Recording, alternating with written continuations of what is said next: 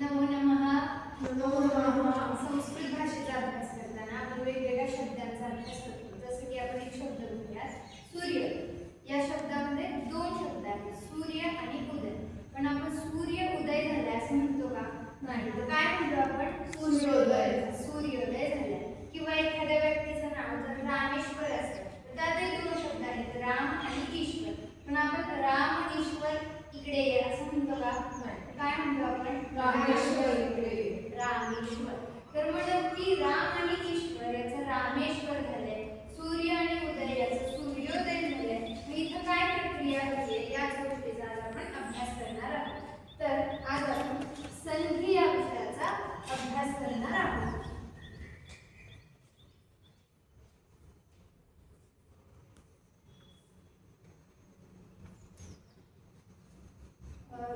वेदांत इकडे आणि संधी याची व्याख्या वाच.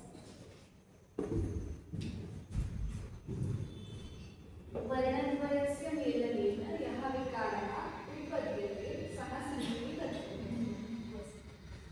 यामध्ये काय सांगितलंय? वर्णद्वयस्य मेलनेन यः विकारः उत्पद्यते. वर्णद्वयस्य म्हणजे दोन स्वर असतील किंवा दोन व्यंजन असतील यांच्या मेलनेन म्हणजे एकत्र आल्याने यः विकार म्हणजे परिवर्तन उत्पद्यते होतं, त्याला संधी असं म्हणतात. आता हे परिवर्तन जे आहे ते दोन प्रकारचं आहे.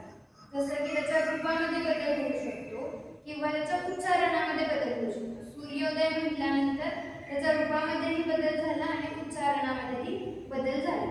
तर आता ही संधी तीन प्रकारची आहे, स्वर संधी, व्यंजन संधी, विसर्ग संधी.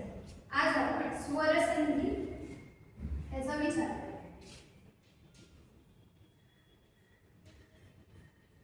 स्वर संधी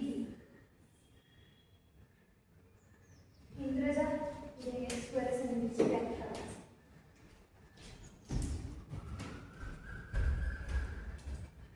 स्वरद्वयस्य मेलनेन यः विकारः उत्पद्यते सः स्वरसन्धिः. ठीक आहे, थांबा. तिने सांगितलं स्वरद्वयस्य मेलनेन यः विकारः उत्पद्यते सः स्वरसन्धिः. म्हणजे जेव्हा दोन स्वर एकत्र येतात आणि त्यातून विकार परिवर्तन घडतं त्याला आपण स्वरसंधी म्हणतो. या ठिकाणी एक उदाहरण आहे. तर तुला काय दिसतंय यात? कुठले दोन स्वर एकत्र आले? सुर मधला अ आणि असुर मधला सुरुवातीचा अ. बरोबर. म्हणजे सूर मधील अ आणि अ म्हणून आ झाला आणि कुठला शब्द तयार झाला? सुरा सुर अ. बस. सुरासुर अशी स्वरसंधी झाली. तर स्वरसंधीमध्ये सुद्धा अनेक प्रकार आहेत. त्यातला आपण एक प्रकाराचा अभ्यासणार आहोत, दीर्घ संधी. कुठली संधी? दीर्घ संधी.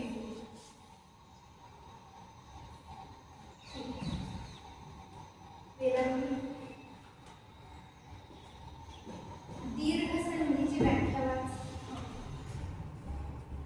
दीर्घ संधीचं सूत्र सांग. अकं सवरे दीर्घ.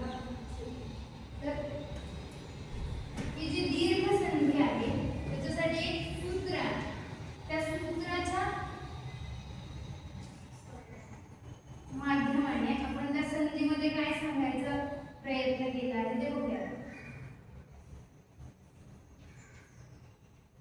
अकः सवर्णे दीर्घ.